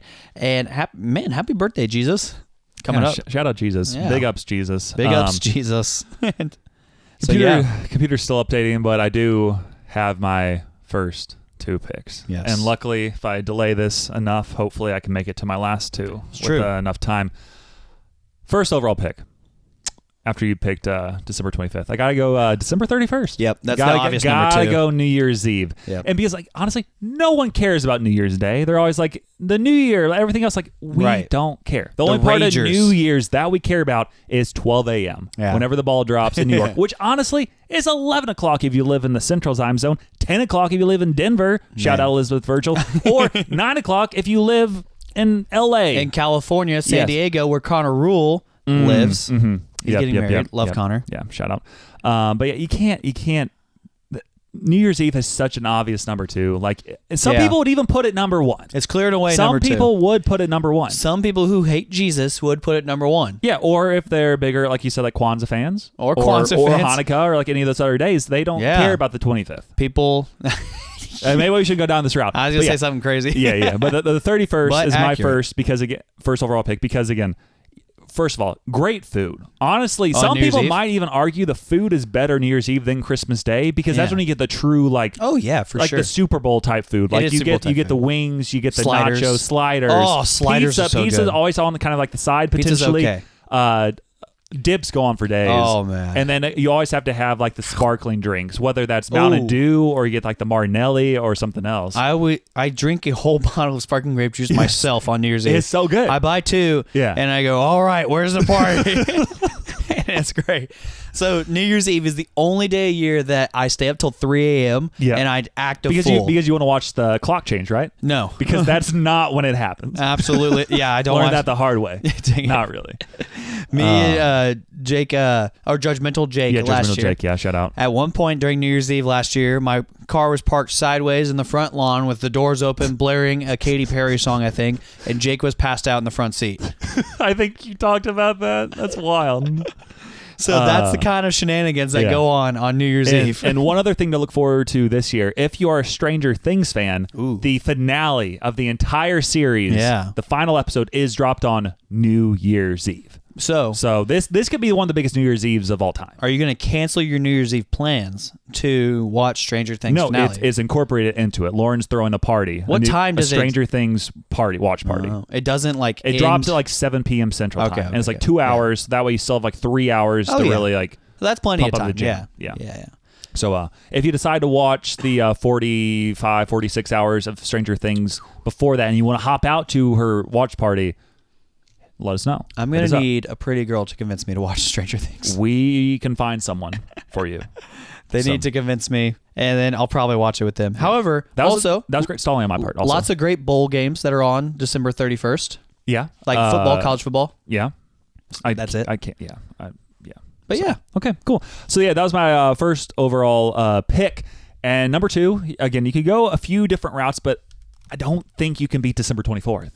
The last day for anticipating Christmas Eve, like there's something truly magical, especially like when you're much younger because you're like, Santa's coming. He's going to show up any moment. Like I remember hearing on the radio, like they're like, hey, better get in bed. I see a red nose flying over Springfield right now. I'm like, get home. We got to get in bed. Mom, Dad, it has to happen. Yeah. But then also there's something like peaceful, like the peace before the storm. Like you just kind of go out and like your family home, you look at the tree and to see like all the all the wrapped presents. You're like, wow, this is very meaningful. Yeah. Like this would be complete chaos. Like while Christmas is amazing, there's also kind of like a little bit of the letdown. Like after it's all done, it's like, now the Christmas Eve vibes, like party, like the party themselves. Yeah. I think Christmas Eve parties are better than Christmas Day parties because Christmas Day you're sending all the extended relatives and all the trash you got to pick up, and sometimes you're going like place to place to place to place. Oh my, for some people, And if you're married, it's like, oh my goodness, like how do we make everybody happy? Like, you can't. Yeah, and that's one of the biggest reasons I don't. I'm not Mormon. I don't practice polygamy. Yes. Because then you got potentially like 2, 3, 4 different families you got to go to. That's the only reason. I still remember that show that was on TLC back in the day. He had 3 different wives. Mormon wives. Yeah. Or and something. Sister wives. Sister wives, that's it. Favorite show of all time, by far. And then 5 stars. Yeah, great show. But yeah, I just Wholesome, don't. Yeah, very, very, very, very good. But I'm like, that would just be so stressful. Like, whose family do we... And then do you bring the other wives to that wie's family? I don't know. I think yes. Yeah. Do you bring the wives to... You were all going, this is a family, dang it. So, that's something else you have to think about. But again, Christmas Eve, you can just kind of be like hunkered down, and then you go to the the Christmas Eve service with the candle lighting. Gathering. But also, at 3 and 5 at Hill City this year. And I think this year, I'll hit up actually 2. I think I'll hit the 3 o'clock, potentially Hill City, and then go to the one at my childhood church, and that would probably be like 5:30. So might get to light a lot of candles. Oh, man. Last year, Christmas Eve, I'll be honest. It was crazy, you said. It was so hot and crazy. I'm sitting on the floor with all these kids, and I'm like, please don't set the place on fire. We didn't give them real candles. We gave the adults real candles and the kids play candles. And it was just so hot. I remember that. Yeah. I was like, goodness gracious, people. Yeah. So, first 2 picks for myself, New Year's Eve and Christmas Eve. So what's your second and third picks? I'll be honest. I had New Year's Eve and Christmas Eve number 4 and 5 on my list. Oh, you had them down. Not in rankings, but because I forgot about them. And I already wrote 2 and 3, and so I was like, okay, I'll just kind of eyeball it and see if I get it. Okay. So it would have been 2 and 3. But what did you have at 2 and 3? At 2, I had December 1st. I had that on my list. Yeah, that's a good pick. It's finally Christmas time. Football's getting really good. It's football weather. And so December 1st. And you know what's really great? The idea of hope. Yes. And hope springs eternal every December because the football is finally footballing. We have the whole season of Christmas is finally Christmas season-ish. I mean, December 20th through the 26th is actually Christmas season. It's not Christmas season yet. Yep. But... you're hunting, you're seeing like some family, like you get those random like, let's wait till the new year. Let's push this off to the new year. Let's circle back in the new year. Yeah. Kind of things. And then you get those random like parties and themed days, and people are like, hey, let's do Christmas photos today. Let's do hot chocolate at work today. Let's do this day. Let's leave early this day. And so December 1st is the official time of Christmas season is upon us. So December 1st. Okay. What's number 3 for you? Number 3 is the first Saturday in December, whatever that is. So that I'll let you have it. But that was one area where I'm like, I feel like we got to pick the exact day. Well, I don't know what it is every year. And that's what I'm saying, because it changes each year. And that's why I didn't go with that. But I'll let you have it. I'll let you have it. The first Saturday, because the only issue, though, I just want to point this out. One of the days I'm about to, actually, potentially 2 of the days I'm about to pick could potentially be that first Saturday. Yeah. But these are set days. Unreal. But I'm still going to say those, but I'll let you have first Saturday. Are you picking Pearl Harbor? We're not getting to mine yet. Unreal. So first Saturday of December. I'll let you have it, even though it does alter. First Saturday of December. I picked that because college football conference championships. So you're are big that football. Saturday. Football is the main reason for you. Well, for everything after except Christmas. Except for Jesus. Yes. It's like I told the kids today. Unless he was on one of the teams. Well, yeah, that's my favorite team. Which some might say he plays for Liberty, but not this year. Not this year. Depends on how you look. Yeah. Yeah. But so college football obviously is great. It's right behind NFL football. Some people put college football above the NFL football. But now, man, there is so much controversy happening in college football right now. It's going to happen each year. No matter what they do to the playoffs, no matter who they add on to the mix, every year it's going to be like, well, I was the 37th best team. I should have made it. Right. Why do only the top 36 teams make it? Notre Dame refusing to play a bowl game is taking their football and going home because they weren't good enough. And doing that, and then they have that weird thing in their contract where they're like, now if we do okay next year, we're guaranteed a bowl spot. Right. If they're ranked in the top 12, now they're guaranteed. But I saw, again, we don't need to go down this rabbit hole, but then I saw that some teams may completely refuse to play them, so there's no way for Pearl Harbor, for no reason for Notre Dame to make it up to a 12th spot. Yeah, I agree. Because you can't just be this spoiled brat who refuses to join a conference, and then when you don't get your way, you're like, you take your football and go home. Yeah. Spoiled brat is what that is. Yeah. They're trying to be Burger King over there. Yeah. Yeah, have it your way. Okay, so you have the 25th, the first Saturday of December. Oh, yeah. Do you know what's happening at Michigan? With their head coach? Aren't they just doing like an audit over their whole sports program because they think there's been a lot of collusion or illegal stuff going on? This is wild. What happened with him? It's somewhat appropriate. I'll let you go quick on it. So what it is they fire their head coach because turns out he's been promiscuous with one of the staffers that he's been stalking for a long time. Good thing that Harbaugh left. Well, so they charged him with third-degree stalking and third-degree breaking and entering because whenever it came out that he got her pregnant, he then, cover some ears, paid for the abortion for that. This isn't a good story. And then not good. Whenever the story was coming out, drove over to her house and broke in, and I don't know if I can say this next part. Probably don't say it. Don't say it. Or if you want to make it. Yeah. He threatened to do stuff to himself. Yeah, that's not good. That's not good. That's really bad. Yeah. So they fired him. And then the DoorDash guy found him and his lady friend. Oh. And he's a married man with like 3 kids. So they fired him. He's arrested. His life is over. And apparently, Michigan knew about this whole situation for almost a month. Like the University of Michigan. So that's why they're probably doing this giant audit, looking into all their departments, everything else. But I didn't hear about. I don't know how I didn't hear about that. Yeah, but that's insane. So this is after the sign stealing scandal that they also knew about. No, that's the Astros.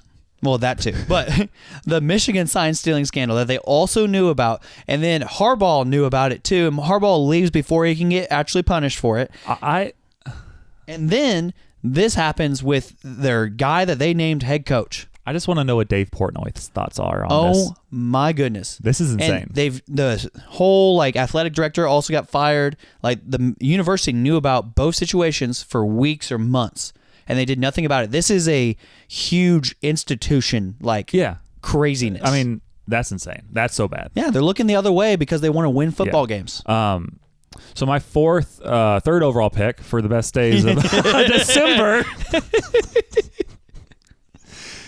is December 7th because I'm a true patriot and I want to make sure we remember Pearl Harbor. You did pick Pearl Harbor. Yes, I did. Because awesome. I feel like that's one of the most significant dates in the month of December because of the date that will live in infamy. A day that shall live in infamy. Yes. It's also my aunt's birthday. So, and also that was kind of the beginning of us winning back-to-back World Wars. Yeah, that's back-to-back World War champs. Yeah, so that's always huge. That's something that you can't take away from us. Yep. Some may say we might go for a three-peat. Oh, boy. Oh, boy. Oh, boy. Hopefully we don't. There's Samuel out here. Hopefully we don't. Rooting for World Wars. But yeah, December 7th is my third overall pick. And then honestly, I had more options than I thought I would because we're only going 4, right? Well, there's 31 options. Yeah. We're only going 4 though. Yeah. We're going 4. Again, I could go a lot of I'm actually changing it. I'm pulling an audible. Big audible. I'm not going to do what I was going to do. And I'm going to go December 16th. Ooh. Which is what I found out today. The National Cover Anything in Chocolate Day. Interesting. And when it says anything. I'm going to go stick my hand in a chocolate fountain and be like, hey, this is mine now. When this comes out, this podcast, it'll be December 16th. Shout out. Wait, no, 15th. 15th. So if you're listening on Tuesday, tomorrow, put something in chocolate. No. Tuesday. Let us know. Oh, wait, yeah, because it'll come out on Monday. Yeah. Let us know what you put in chocolate for celebrating December 16th. Very important because I'm sure most of you did not know that until I just informed you about that important day in December. Don't put any animals in chocolate. I mean, depends. Cat, dog, mouse. Yeah. Ew. Yeah. Chocolate covered crickets? Not necessarily bad. People do eat those. Yeah. There could probably be some animals you could put in chocolate. So, okay. So last pick for you. What are you going with? Lots of good options left. I had a few options, but I'm going to go with December 13th. For 3 reasons. Okay, that for some you could have got a lot of votes there from some people. Yeah, number 1, it's my brother Cole's birthday. I thought you hate him. Just kidding. He does suck. But also, number 2, Justin French's birthday. Okay. He's a guy. Big supporter of you. Big supporter of Dane. Big reason I got into ministry in the first place. He's the first person to pull me aside and say, hey, you need to apply for these jobs. Yep. And I was like, cool, let's do it. Yep. So, big supporter of Dane, awesome guy. Number 3, Taylor Swift. Yeah, and December 13th yesterday was her Saturday was her birthday. Yes. If you're listening on Monday, this past Saturday was her birthday, and she's now like 43 years old. Heard that past she's her prime. Not getting married to Travis Kelce anymore after they got eliminated from the playoffs. Well, she's pretty probably a good idea. You don't want to marry a loser. Yeah. So everybody out there, remember that. Man. Don't marry a loser. Don't marry a loser. So going back through your picks, you had the 25th, the first Saturday of December, and the 13th, and I had the 31st, which is New Year's Eve, the 24th, Christmas Eve, the 7th because of Pearl Harbor, and the 16th for National Cover Anything in Chocolate Day. And I had 4 honorable mentions. Oh boy, I almost went with this as one of my picks, but December 4th is National Cookie Day. Oh. December 5th is International Ninja Day. Whoa, that's pretty big.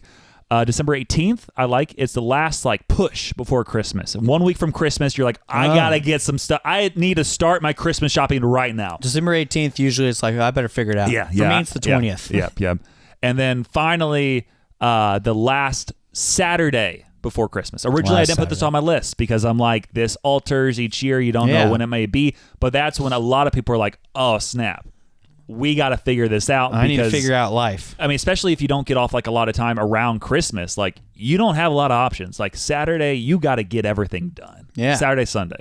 Those are some honorable mentions for myself. You took my other honorable mentions when your real draft. Yeah. But December 26th, because you're definitely off work that day. Yeah. You're just kind of recovering. Yeah. It's post Christmas, opening stuff. So you're probably not at a party. You might be at a party. Maybe playing some Madden, playing some video games. If you got some new games or just hanging out. You're playing with your Christmas gift. Yeah. So it's usually some of that, usually a lot of leftover stuff. You're definitely off work, which is amazing. Unless a doctor, unless you're a doctor, something that's important, a lawyer, postman, work at Hy-Vee, working in the county, not at work the day after Christmas. I will not be either. I almost put another category here: the entire week after Christmas. Yeah, that's also between big. New Year's. Yeah, that's also. Big. I took that whole week off. Yeah, I think for the rest of my life, I'm not going to work that week because I'm like that. Why? What? Yeah. What's the point? I'm gonna show up to something and just be like, I could put in a lot of effort, but I got to get ready for New Year's. Yeah, I really do. And so I took it all off this year, to which I'm house sitting for one of our pastors because he said, hey, would you like to make some money just to feed 2 dogs and a cat? Yeah. Yes, I would. Yeah, why not? Let's do it. So doing that, and I can stay at his house, all that jazz. But cool. So yeah, that is lay draft. Yeah, let's go. Well, it's going back into you. Like you gotta. It's your turn. And now it's time for the manifestation of the manifestation of O. I was like, what are you talking about? Exactly. What I meant to say is part 94 of Dane's manifesto. Part 94 of Dane's manifesto. Hit us with it. Welcome back. So in honor of Michael Fuller almost possibly maybe one day being here on the podcast. Every time he says he's going to be here, he just doesn't. Yeah, he's a flight risk with a fear of falling. But we still want you, Michael. And other people want you as well. Wondering why we bother with love if it never lasts. So what I have for him is something that's right up his alley, honestly, because it's the top 10 most believed conspiracy theories. Top 10? Yeah. That's a lot. I won't get into a ton of details. Don't dig into each one. This will be a long episode. I'll go 10 to 1. 10, COVID-19. Oh, no. People believe that it was made in a lab. Oh, okay. I guess that makes sense because these are conspiracy theories, and this isn't necessarily... We're not endorsing it. These are just ones that are like, hey, this is what some people believe are conspiracy theories. This is the most believed top 10 list by people for a split second, when you're about to go through these, I'm like, you are 100% behind each one of these. I'm like, oh no, Dane. No, Dane. Okay. No, I had COVID twice. Okay. I believe it's real. But was it made in a lab? I don't know. Yeah. Am I ever going to figure that out? We don't know. No. God does, but he's not telling. Number 9. Yes. Area 51/aliens. Okay. Which I thought would be higher. Which Area 51, again, it is there. Yeah. Aliens, we don't know. Well, I don't know. I think aliens are demons. So that is true. Jonathan Picluda. Yes. So that was number 9. Number 8, the Illuminati. Okay. So that's kind of crazy. Don't believe in the Illuminati personally. Number 7, anti-vaccine microchips. So people believe that vaccines are actually the government injecting microchips into you to try and control you. So anti-vaxxers believing you're getting microchipped. Yes. Okay. Via vaccines. Okay. So microchip vaccines, basically. Yeah, is that happening? Okay. Don't know. Number 6, global elitist control. As in, the presidents don't control anything. There's actually a secret society of elitists that are controlling Which is kind of everything. going alongside Illuminati. A little bit. I believe 6 more than 8, but... 6 over 7, you mean? Exactly. Oh, no, that was 8, sorry. No, Illuminati is 8. The global elitist, I'm like, I could see it. I could see that one, honestly. There's just someone in a cave making all the calls. That's me. Yeah. No, it's a group of people. It's Mark Zuckerberg. Number 5, flat Earth. That was so stupid. That one's dumb. That one's ridiculous. Explain hills. Yeah. Number 4, chemtrails. Like chemical trails. Oh, okay. As in planes flying in the sky, releasing chemicals that then help with population control. Mm-hmm. So that's crazy. Yeah. Now we're getting into the big hitters, the top 3. Everybody's heard of these top 3 in some way, shape, or form. Yeah. Number 3, 9/11 was an inside job. That's the point that you just laughed there is insane. But yeah, the amount of people who believe that is like, they're like, no, the whatever doesn't melt steel or whatever else. And I'm like, Josh Weiss believes it. Doesn't surprise me. Our fantasy football leader. No, he's just was given everything. Exactly. Just like I don't know, a lot of people. I don't know. A lot of people. Yeah, Number 2, yeah. JFK assassination was covered up because they killed JFK. No, it was his wife. It was the mob. Yeah. It was not Lee Harvey Oswald. Everybody killed him. Everybody did. Everybody had a hand in it, a thumb in the stew, if you will. Yep. And number 1, most common conspiracy theory of all time, the moon landing was fake. That one's just proven facts. The people, some of the arguments people make like against it is kind of insane because they're like, the one that I hear a lot is like the flag wasn't flapping in the wind. Like, no, it was wrinkled and there's no atmosphere. So when they try to straighten it out, it looks It looks like it's flowing. It's a still picture. Kinda. Yeah. What the part of the aspect of the moon landing that I find believable is that we had the motive to fake it. Yeah. America did. Because we were trying to beat Russia in the space race. And also, why wouldn't we have faked it earlier? Why would we have even given Russia the chance? Well, yeah, because Russia, they sent Sputnik into space, so the first satellite into space. Yeah. And then we were like, we'll one-up you. We're going to do this. And then the other thing that makes me believe it more is that we have more technology in our phones than they did in the entire rocket that sent them to the moon. Yeah. So I'm like... And then they broadcast the moon landing live to everybody in the nation. Which, again, honestly, a lot of that is kind of insane they're even able to do that. This also... this was during internet. Because the military had internet, but we did not. Civilians did not have internet. So I think they probably had it. Yeah, I don't know. Whoa. Phillip Rivers has the Colts ahead 13-3. Shout out. That's crazy. That's my guy. But, so that's crazy. Yeah, so did the moon landing happen? Don't know. Did my manifesto happen? Yes. Yes. So that was part 94 of Dane's Conspiracy Theory Manifesto.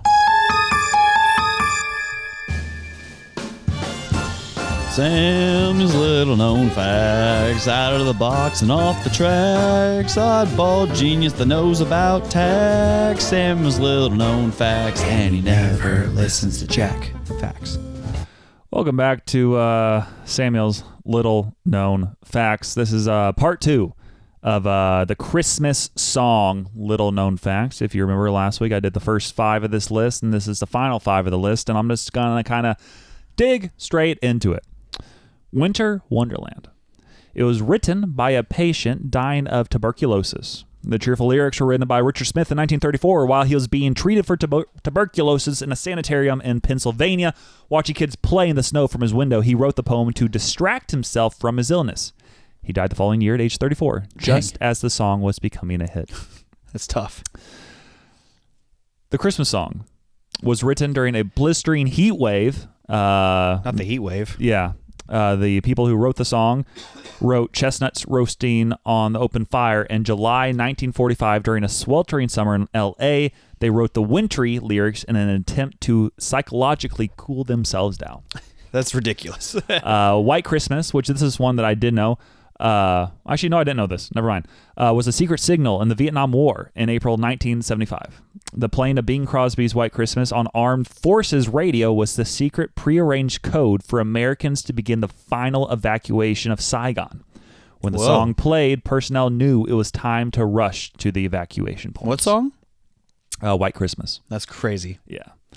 All I Want for Christmas Is You makes goats produce more milk. In a strange 2010 discovery, a British goat farmer found that his herd produced up to 20% more milk when listening to Mariah Carey's hit On a Loop.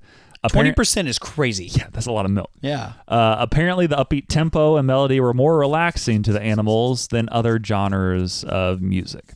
And then finally, I've never actually heard of this Christmas song, but there's only so many little known facts you can have about Christmas music at this point. I guess there's this song called Good King Wenceslas. I don't know exactly what that is, but it says it is set to a spring flower carol while the lyrics are about a winter feast day. The melody is actually a 13th century spring carol called Tempus Adest Floridum, which is the time of flowers is here. The original Latin song was a jaunty tune about the blooming of flowers and the warmth of spring. Yeah, that one was just kind of dumb. That's ridiculous. I didn't proofread all of these. That one I should have proofread. Yeah, proofread it and then tell them that we don't want your flowers. Yeah. So that is that's about it. So those are my little known facts this week. Thanks for listening in, and it's time for, unfortunately, this part of the episode. And now it's time for Jokes with Jack. What did the elf no, we can't say to Santa do that, about Jack. Santa's new ride? Sleigh girl. Oh my. Okay, so he said, as soon as he sent that, he's like, this might be too much. And he said, if the first one stinks, bleep it and play the second one to save my reputation. Yeah, to save my reputation. That was bad. I guess I'll bleep part of that, and then if you have questions about what he said, message Jack. And here's the second. Go to the source. Yeah, here's the second joke. What do you call a Christmas foot rocket? What? Huh? Mistletoe. That's ridiculous. Oh, okay. That took it too long. A missile. Yeah. And now it's time for. So Jack's jokes suck. Shout out to Mr. Reed every week. Yeah, he's always supporting us and letting us know that Jack's jokes are not ideal. So true. You know what? This week we have something else.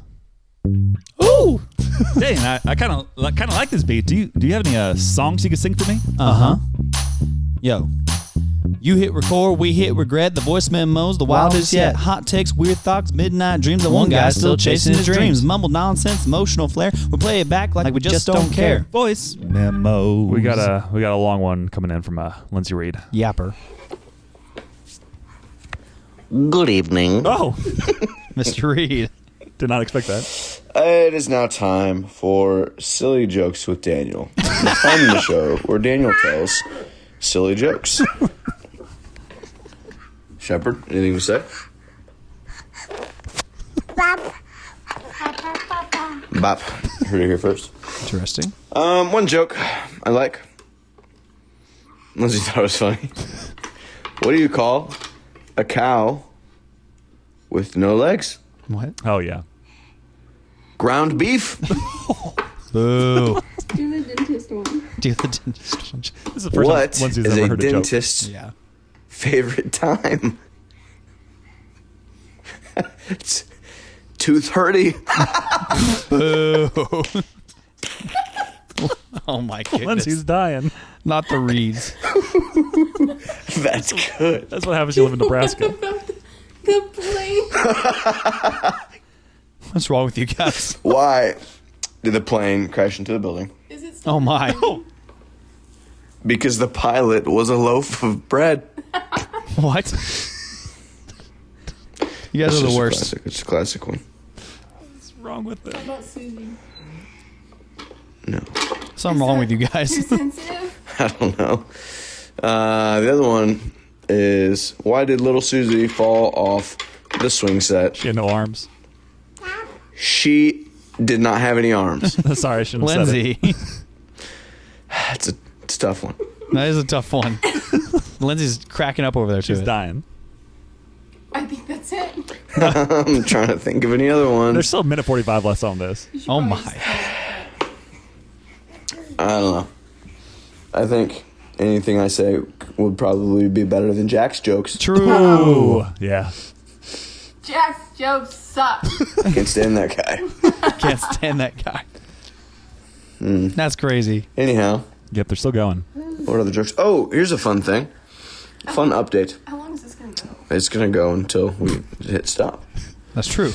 Was on a sales call yesterday and was talking a guy through some payment options, and he was just, there's a lot of fear there. And so I said, yeah, we could split up this payment. It would be like $2,000 over whatever period of time. And he goes, literally gagged on the call, which I thought was really funny. He almost posed up. What else has been going on? I almost shot a deer tonight, but then I decided I didn't want to because it was just late and I didn't feel like doing all that. That's crazy. Yeah. Are you telling me your life story? Shepard hasn't been sleeping super well. He's been waking up. Last night he was awake from 11:40 till 2. Same. It's all Dane's fault. Which was, it was Dane's fault. Hi. Hi, buddy. So, gosh, I can't think of any other funny jokes. They don't need to hear them. You're taking up too much airtime. All right, well, ladies and gentlemen of the Until Next Week podcast, thank you kindly for your time and attention. Adios. Adios. Back on Dios. Oh, Shepard. I was like, why is it so long? And it's because the timing. Because the Reeds are yappers. Well, not really. They say something, and then they wait 18 seconds, and then they say the next thing. And then they're like, and this, and say this, Daniel. I'm starting to think there's not a lot to do in Nebraska. Well. And that's why they just sit at home. They're like, hey, what about this joke? And Lindsay's just dying. She enjoys it so much, and she's like, usually I just hear the jokes with Jack, which are rough. Yeah. And this time, now I get to have my own husband make me laugh. Her husband. Man. Yeah. The main bill payer of the home. Yeah. Wow. Well, that's all we got there. And we got to start cleaning up this episode and start finishing it out. And I am just pathetic. I forgot to pull up the comments from last week. Oh. Yeah, when I had to reset my computer, I kind of forgot about everything. So that was great. Some comments we got coming at you. We had, don't think we've had it yet. Elizabeth Virgil, but thanks to Dane, I watched Die Hard for the first time in years. Let's go. Also have to admit, Jack's joke made me laugh out loud this week. Fun voice memo from him and Joshua. And that was from episode 153. Oh, yeah. Also, Jack put his top Spotify songs, and he says, I'm unashamed, people. He put Ride It by Regard, $1 Million Baby by Tommy Richmond. That's a terrible song. Saturday Sunday by Jason Derulo. No Hands by Waka Flocka Flame. Oh, my. And Eyes on You by Hoogle and Quarterhead. His top artists were Logic, NF, Lecrae, Aha Gazelle, and Andy Mineo. His top album was K-pop Demon Hunters. Let's go. That's crazy. And then he put top podcast, Ghostrunners, Critical Role, Until Next Week, The Normal Dude, and Manwagon. And they personally thought the No Way Jose joke was so tame, but dang, I needed to be reprimanded. Dane and Samuel, what is my punishment? That's weird. Whenever he said No Way Jose and we called him racist. He is racist.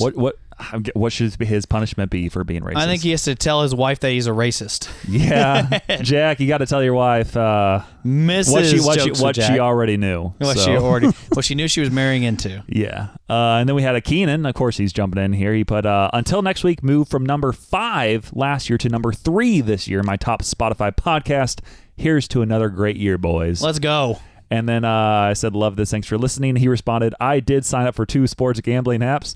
They both gave me $300 for $5. I was lucky enough to win around $1,000, but I'm glad I'm strong enough to walk away because I don't want to lose any real money. True. Allie Hoopy jumped in and gave us some of her top artists. She said, oh, wow. Apparently she listened to 72,291 minutes. I don't know if that's only music or music and podcasts, but either way. That is a lot. Her number 1 artist was Forrest Frank, and I guess she was a top 0.3% listener. She had Benjamin Williams Hastings, Adhoon King, Colony House, and Sons of Sunday. I've heard of them. Brandon Lake was in that. Which one? Sons of Sunday. I've heard of Colony House. I didn't know that with Sons of Sunday. And then she had her top songs were Drop, which was one of Forrest Frank's songs, which she listened to 105 times. Oh, man. Paradise, No L's, BIG, and WDHD. It sounds like she's listening to a radio station over here. Wow. And then she put Forrest's Christmas album is fire. Also, he just announced a tour. And Allie, I didn't know that, and I already bought tickets. So, going to Casey.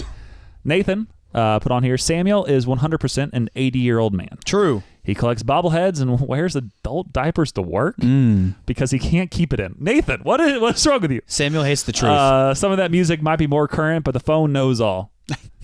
True. How do you know I wear adult diapers to work? He's been very observant. Joshua Schmitz put back to the conversation of all Samuel does is censor. Totally missed the opportunity to call him Samuel Censor. And then also Censor Samuel. Joshua listened to multiple episodes. He did a little marathon. He responded on another episode. And he put, you guys have given me some phenomenal Christmas gift ideas. And then finally, Angela Birdwell. She put my top podcast on Spotify was, drumroll please, Until Next Week. Nice. Woohoo. Also, I love all the hunting chats you guys have. We have gotten 5 deer this year. Nice. Let me know if you want some smoked summer sausage. Yes, the answer is yes. Yeah, you can send us whatever you want. Oh man, yeah. Samuel's house. Same address as last time. Oh man, just don't drug it. I will devour it. That sounds good. Yes, we like that, Angela. I think Dane really likes it. I really like that. I love me some summer sausage and jerky. This sounds really nice. I like this. And then finally, we had I guess our poll from last week. Nice. And the question that we asked was, I'm trying to find it. Sorry. Should Dane try out for American Idol after that performance of Silent Night? Yes. And 100% of the voters put nothing sounds better. See? So you got to try out for American Idol. That's what they said. Singing Silent Night? Or just whatever I want. You just got to try out for American Idol. And 0% of people said, please don't. So you got to do it. Got to give the people what they want. They trust you. If I remember, I'll sing next week again. No, maybe I think they just want you on American Idol. We'll see if I remember. Okay. Cool. And so cool that we are now to our sponsors of the week, who number 1 is Jesus Christ of Nazareth. Dane's taking a sip of water, which means he's about to bring some heat. Let's hear it. Well, I had some caffeine in there, so. Oh, yeah. Here we are.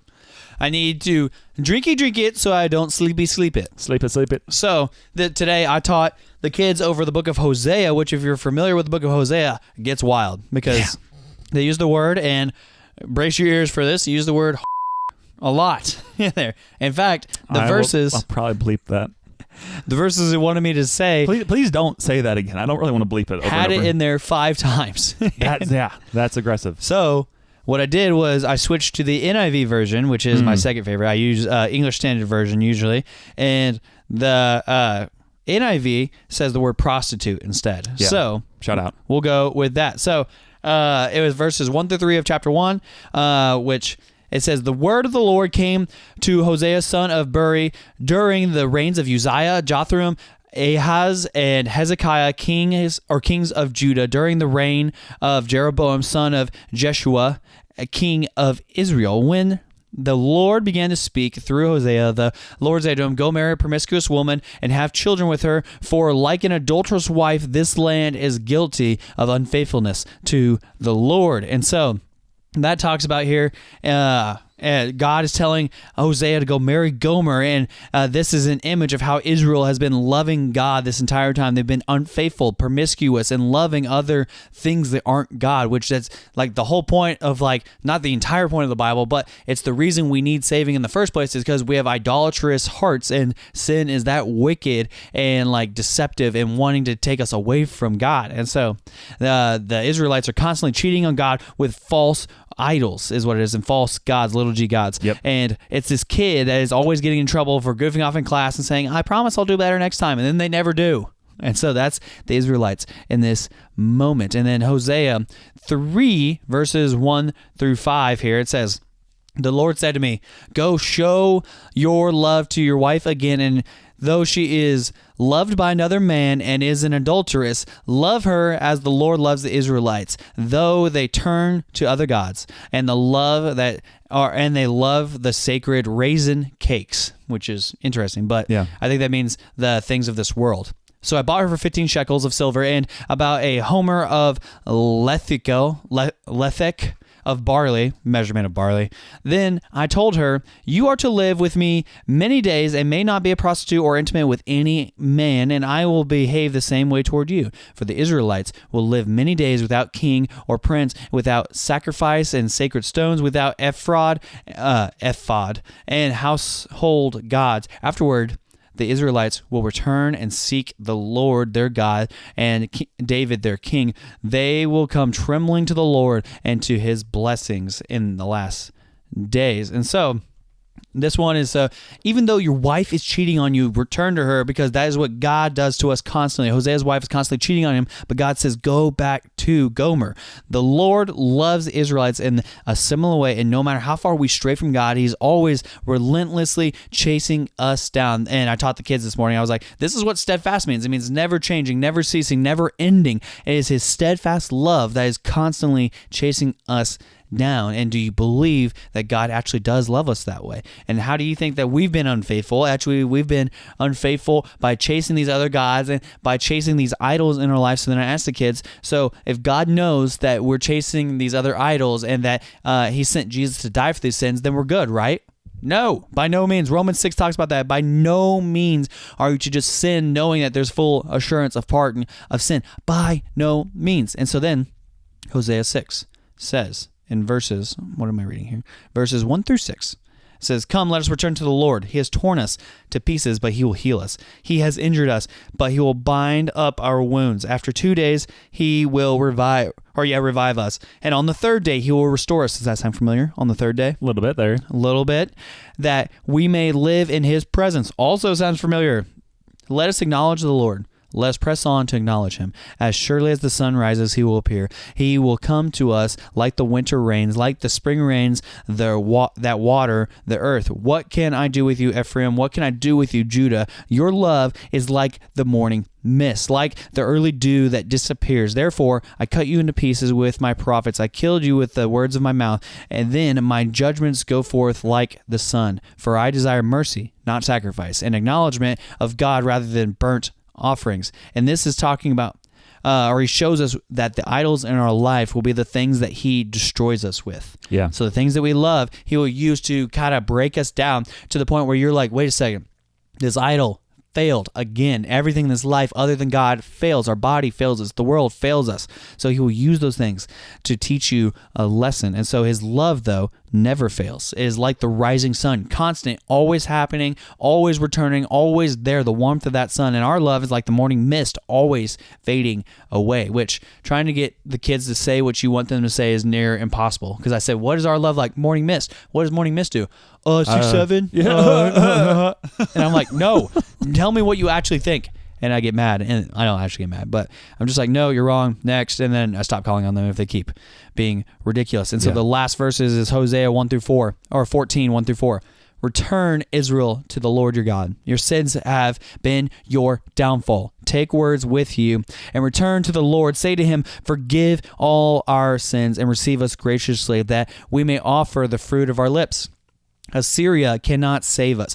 We will not mount war horses. We will never again say our little g gods to what our own hands have made. For in you the fatherless find compassion. I will heal their waywardness and love them freely, for my anger has been turned away from them. And so the last thing here is that God tells us to repent and turn back. So imagine standing on a cliff and you're running towards this cliff and God is standing in front of you and waving his arm saying, stop, turn around. You have to turn around. This is going to lead to death. And then they actually do. They repent specifically and turn back towards God, run towards life, run towards land, and like a life that is everlasting, a steadfast life. And don't trust your idols for anything, because they will ultimately lead you off that cliff. Yeah. And so Israel repents and turns back to God, and God continues his steadfast love towards them, and all the way to today, where he continues his steadfast love, where he sent Jesus to die on the cross for our sin, and once he arose from the dead and ascended into heaven, he sent his Holy Spirit to live in us so that we can be brought near to him ultimately once more. So that was what I taught the kids today in a much longer fashion. Let's go. Shout out. Number 2, sponsors of the week, Jake, Trust, and Art, Pretty Ricky, and Reverend Banks. I gave Pretty Ricky a nice little head nod at church today, so nice. I mean, that was pretty big. I'm sure Jake, Trust, and Art, he was probably at your Stratomatic League yesterday. Yeah, he was there. How is he doing? Is he going to make the playoffs? He is going to make the playoffs. He's going to be worse than I am. I'm going to be actually, my last game matters, because I have my last game this week sometime against a guy. If I win, I'll be the 3 seed. If I lose, I could be as low as the 5 seed. Make sure to put in some effort. We need you to bring home a trophy. We got to come home with the trophy. Yeah. I don't even know if I've ever won a game in the playoffs. Yeah. And then Reverend Banks, what a guy. What a guy. Reverending, baby on the way, baby's very soonish thing, something like that. Man. He will have gotten married and had a baby in less than a year. That's impossible. That's pretty impressive. It takes 18 months for a baby, so I don't know how that works. And that's true, incubating. And then finally, number 3, sponsor of the week, Sam's or Costco gift cards. What are you talking about? I'm not actually talking about gift cards for Sam's or Costco, but I don't know if you've ever walked around in those stores and just looked at how good of a deal they have on like gift cards for other places occasionally. I don't have a membership there. I figure that may be the case. Yep. But I went to Sam's today and they had Steak and Shake gift cards. Ooh. Get $50 at Steak and Shake for $37.50. Interesting. That's a pretty good deal. I go to Steak and Shake. $50 worth. A good amount. That's 25% off. And I'm like, I'm going to buy 2 of these. The kids who I was discipling yesterday said, next time we should go to Steak and Shake. Steak and Shake's good. I was like, I didn't know you guys like Steak and Shake that much. They got good milkshakes and good, they're like their value meals for that $6. Like, it's solid. Food is good. They also got a Bitcoin burger. They put a giant Bitcoin symbol on the top of the bun. Dang it. I would not buy that. You know what? Never mind. I take it back. I hate Steak and Shake. But if you ever need like random gift cards, go check out Sam's or Costco and see what kind of deals they got. Food is good. On. Service is terrible. That's why I get it to go. Yeah, get it to go. It's okay then. Yeah, I go to Freddy's personally. I'm a Freddy's guy. Okay. Well, that's it. Longer episode today, and I hope you're enjoying the run-up to the Christmas season, or I guess Christmas itself. Make sure to reach out if you want to make clips for us or buy a $30 shirt. Use the code Samuel14434 if you want $5 off your order at Friday Pickleball, if you buy at least 2 paddles, and also Dane's ministry support link is in the bio. Keep telling your friends if you enjoy the podcast. Leave us 5 stars. Please follow us on Spotify, YouTube, TikTok, and Instagram, where you can leave us a voice memo. And finally, thank you again for listening to episode 155 of the Until Next Week podcast. Bye-bye, everybody. Merry Kwanzaa.